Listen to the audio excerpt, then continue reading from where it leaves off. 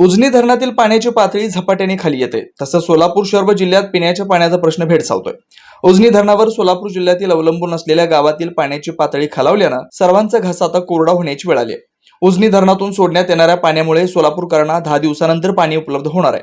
हे सोडलेलं पाणी उन्हाळ्यातील निम्मा उन्हाळा निघणार आहे, तर अन्य आवर्तनात उजनी धरणातून पिण्यासाठी पाणी सोडलं जाणार आहे. तत्पूर्वी जर सोलापूरकरांना वरुण राजा प्रसन्न झाला तर ठीक, नाहीतर सोलापूरकरांना उन्हाळ्यात दुष्काळाचे चटके सोसावे लागणार. उजनी धरणातून सोडण्यात आलेलं पाणी लवकरच पंढरपूरच्या चंद्रभागा नदीमध्ये येणार आहे. तत्पूर्वी बुधवारी पंढरपूरच्या चंद्रभागा नदी पात्राची चित्रीकरण पाहिल्यानंतर धडकी भरावी अशीच आहे.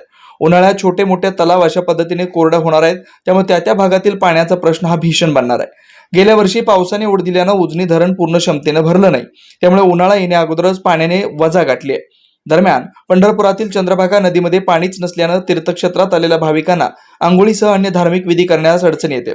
दरम्यान सोलापूर जिल्ह्याचे जिल्हाधिकारी कुमार आशीर्वाद यांनी नुकताच उजनी येथील पाण्यासाठी आवर्तन सोडावा असा आदेश सोडलाय.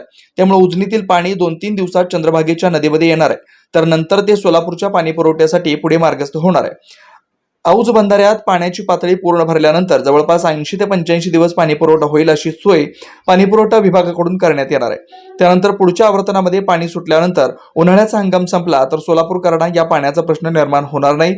अन्यथा पाऊस पडण्यापूर्वीच पाणी संपल्यास सोलापूरकरांनाही जलसंकटाला सामोरं जावं लागणार आहे. Shri Markandey butterfly garden Montessori English medium school, play group ते 4थी पर्यंत सीबीएसई पॅटर्नच्या शिक्षणासाठी आजच प्रवेश घ्या.